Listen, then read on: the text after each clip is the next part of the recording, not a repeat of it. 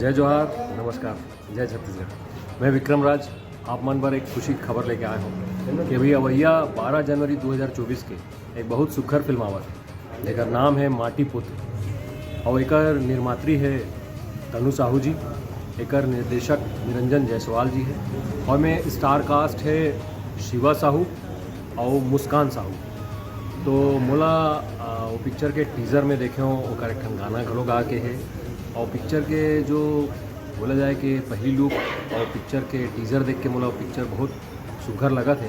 तो आप मन से निवेदन है कि अवैया 12 जनवरी 2024 से पिक्चर है छत्तीसगढ़ के जम्मो सिनेमा घर में लगी, अगर लिस्ट घलोक मिल जाही। तो आप मन से मोर विनती है, निवेदन है कि आओ पिक्चर ला देखो, अपन मया दुलार दो।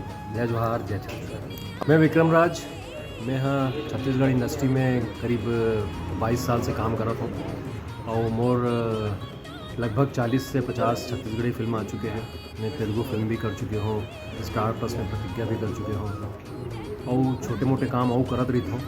तो आप मन मोला कुछ जानत हो जो नहीं जानत है और जान लूँ। जय जोहार, जय छत्तीसगढ़।